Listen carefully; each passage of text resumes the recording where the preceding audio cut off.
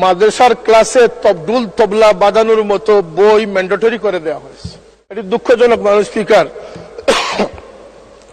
আল্লাহ নবী সাল্লাল্লাহু আলাইহি ওয়াসাল্লাম বলেছেন যে আউয়ালু মা তাগান্নাসা ইবলিস, এই বাদ্যযন্ত্র হচ্ছে ইবলিস থেকে প্রতিষ্ঠিত। আর একটু সময় দেন মানুষ স্পিকার, আমি হুজুরদের পক্ষ থেকে একজনই মাত্র, বুঝুন 2 মিনিট। আমাকে আর 5 মিনিট সময় দেন প্লিজ, আমার কিছু কথা রয়েছে। আচ্ছা বুঝুন। Thank you. আমরা এই বিষয়টা এবং পাবনা মানসিক হাসপাতাল মানবিক কারণে, এবং আমাদের দেশে মানুষ স্বরাষ্ট্রমন্ত্রী এখানে নেই, জেলের ভিতরে যারা কয়েদি রয়েছে, বন্দী রয়েছে, তাদের প্রতি মানবিক দৃষ্টিভঙ্গি নিয়ে তাদের সুবিধা অসুবিধাগুলো দেখা একান্ত উচিত বলে আমি মনে করি। আমাদের শিক্ষা ব্যবস্থায় আমূল পরিবর্তন আনা উচিত। আমাদের সিলেবাস কমিটিতে যারা যোগ্য তাদেরকে দিয়ে সিলেবাস প্রণয়ন কমিটি তৈরি করা।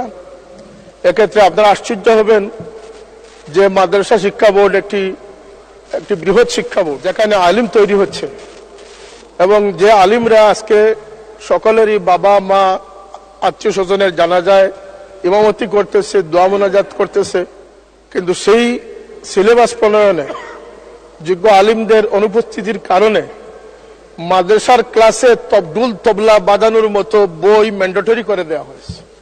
এটি দুঃখজনক মানুষ স্পিকার। আল্লাহ নবী সাল্লাল্লাহু আলাইহি ওয়াসাল্লাম বলেছেন যে আউয়ালু মা তাগান্নাসা ইবলিস, এই বাদ্যযন্ত্র হচ্ছে ইবলিস থেকে প্রতিষ্ঠিত। এখানে মাদ্রাসার স্বাতন্ত্র্য রক্ষা করা উচিত। আমি বলবো স্কুল কলেজ ইউনিভার্সিটির সিলেবাসেও যারা দেশপ্রেমিক এবং যারা শিক্ষাবিদ তাদের অংশগ্রহণে সিলেবাস তৈরি করা সময়ের দাবি।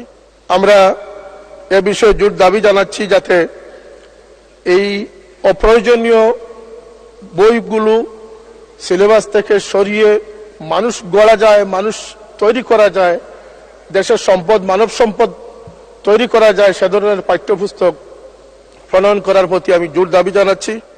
আমি আমার এলাকার 2-1টি দাবি এবং বৃহত্তর সিলেটের 2-1টি দাবি উপস্থাপন করতে চাই মাননীয় স্পিকার। একটি হচ্ছে যে আপনারা জানেন আকস্মিক বন্যায় গত 2022 সাল এবং আজকে 2024 সাল 360 আউলিয়ার স্মৃতিধন্য এই সিলেট তলিয়ে গেছে। শহরের অধিকাংশ স্থানে এমন কোনো বাসা নেই যেখানে কোমর পানি না হয়েছে। এই বন্যায় যে হাজার হাজার কোটি টাকার ক্ষতি হচ্ছে, সিলেটবাসী যে বন্যা প্লাবিত হচ্ছে, যদিও অনেক বিশেষজ্ঞরা মনে করেন যে মিঠামইনের এই সড়কটি অপরিকল্পিত হওয়ার কারণে, ব্রিজ কম থাকার কারণে সিলেটে আকস্মিক বন্যা হচ্ছে, সেটাও তলিয়ে দেখার সময়ের দাবি আমি মনে করি মাননীয় স্পিকার।